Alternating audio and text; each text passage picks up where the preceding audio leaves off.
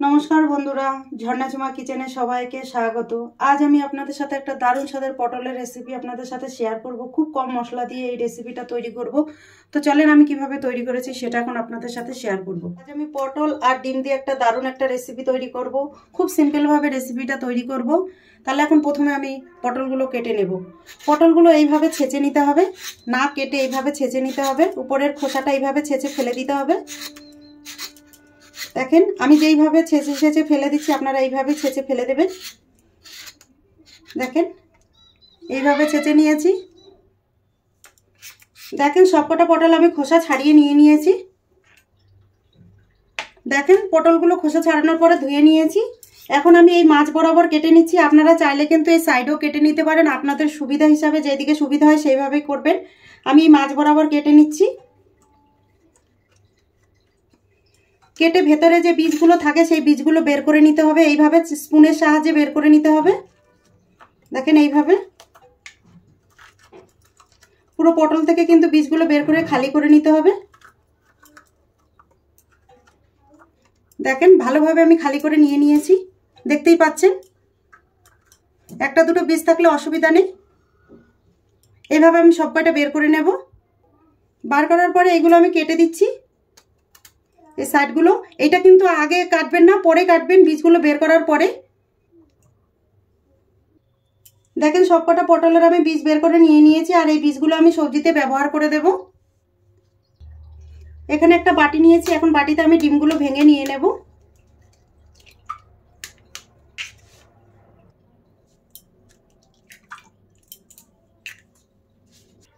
তিনটে ডিম আমি ভেঙে নিয়ে নিয়েছি। এখন দিয়ে দিচ্ছি নুন,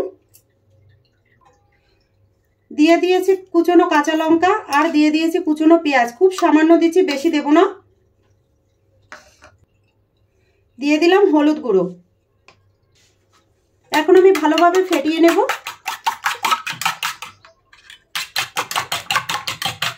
দেখেন ডিম ফেটানো হয়ে গেছে। এখন এই ডিম গোলাটা আমি এরকম পটলের ভেতরে ঢুকিয়ে দেব, এইভাবে।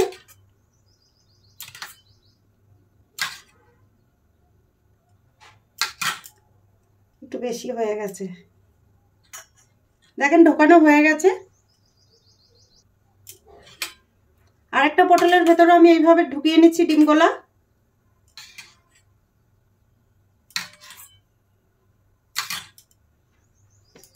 দেখেন এইভাবে আমি থালায় সাজিয়ে দেব। দেখেন এতটা ডিমগুলো বেঁচে গেছে, আর আমি এইভাবে দেখেন থালার মধ্যে সাজিয়ে নিয়ে নিয়েছি। এখন এটা আমি স্টিম হতে দেব। কড়াইতে দেখেন জল ফুটছে। এখন আমি থালাটা দিয়ে দিচ্ছি। একটা স্ট্যান্ডের উপরেই আমি থালাটা বসিয়ে দিয়েছি, আর উপর থেকে আমি এখন ঢেকে দেব। এখানে আমি মিক্সি জানিয়ে নিয়েছি, তার মধ্যে দিয়ে দিচ্ছি দুটো কাঁচা লঙ্কা, আর দিয়েছি এখানে মিডিয়াম সাইজের দুটো টমেটো, আদা, আর দিয়ে দিয়েছি 3 কোয়া রসুন। দিয়ে দিলাম গোটা জিরে, আর পটলের বীজগুলো দিয়ে দিচ্ছি। আমি একসাথে পেস্ট করে নিচ্ছি, আপনারা চাইলে কিন্তু আলাদা পেস্ট করে নিতে পারেন। ভালোভাবে পেস্ট করে নেব। দেখেন স্মুথ পেস্ট বানিয়ে নিয়েছি আমি। খুব মিহি করে কিন্তু পেস্ট করে নিতে হবে, যাতে বীজ এগুলো না থাকে। ঢাকনা উঠিয়ে এখন আমি দেখে নেব। দেখেন ভালোভাবে কিন্তু স্টিম হয়ে গেছে। এখন আমি নামিয়ে নেব। গ্যাসে আমি কড়াই চাপিয়ে দিয়েছি, আর কড়াই গরম হয়ে গেছে। দিয়ে দিচ্ছি সর্ষের তেল। তেল দেখেন গরম হয়ে গেছে। এখন আমি সেদ্ধ করা এই যে স্টিম করা পটলগুলো ভেজে নেব।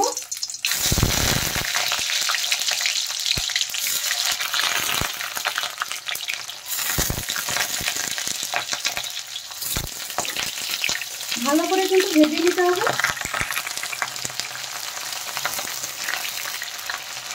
দেখেন উল্টে পাল্টে কিন্তু আমি ভালো করে ভেজে নিচ্ছি।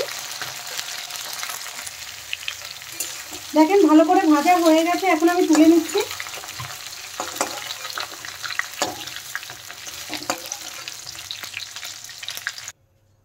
তেলের মধ্যে আমি দিয়ে দিচ্ছি কুচনো পেঁয়াজ। এখানে একটা বড় সাইজের পেঁয়াজ দিয়েছি, আর পেঁয়াজগুলো কিন্তু ভালো করে ভেজে নিতে হবে প্রথমে। পেঁয়াজ দেখুন ভালো করে ভাজা হয়ে গেছে। এখন আমি আগে যে মশলাটা পেস্ট করে রেখেছিলাম সেই মশলাটা দিয়ে দিলাম, দিয়ে কিন্তু ভালো করে একটু কষিয়ে নেব মশলা। টেস্ট হিসাবে আমি নুন দিয়ে দিলাম, হলুদ গুঁড়ো, লঙ্কা গুঁড়ো, ঝালটা আপনাদের পছন্দ মতো দেবেন।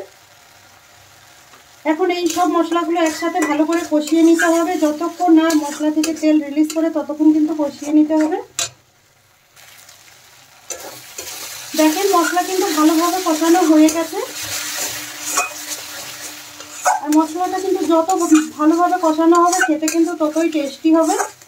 তো দেখেন আমার মশলা ভালোভাবে কষানো হয়ে গেছে, এখন আমি জল দিয়ে দেব। আমি গরম জল দিচ্ছি, আপনারা চাইলে নর্মাল জলটাও দিতে পারেন।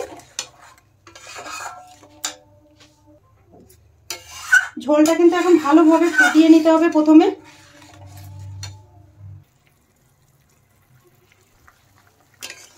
দেখেন ঝোল ভালোভাবে ফুটে গেছে, এখন আমি দেখেন স্টিম করা ভেজে রাখা পটলগুলো দিয়ে দিচ্ছি।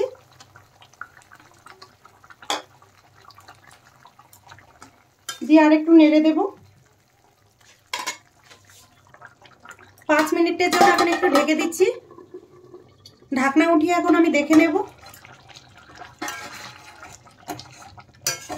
দেখেন গ্রেভিটা কিন্তু অনেক গাঢ় হয়ে গেছে। দিয়ে দিচ্ছি আমি গরম মশলা বাটা, আপনারা চাইলে গরম মশলা গুঁড়োটা দিতে পারেন। গরম মশলা দিয়ে দেওয়ার পরে আর একটু নেড়ে দিচ্ছি। দেখেন তৈরি হয়ে গেছে, এখন আমি নামিয়ে নেব।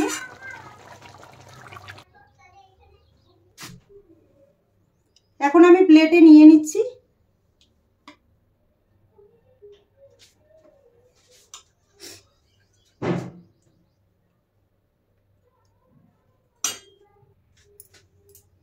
এই রেসিপিটা যদি আপনাদের ভালো লাগে তাহলে আমার চ্যানেলটাকে সাবস্ক্রাইব করবেন, লাইক করবেন, কমেন্ট করবেন আর অবশ্যই শেয়ার করবেন।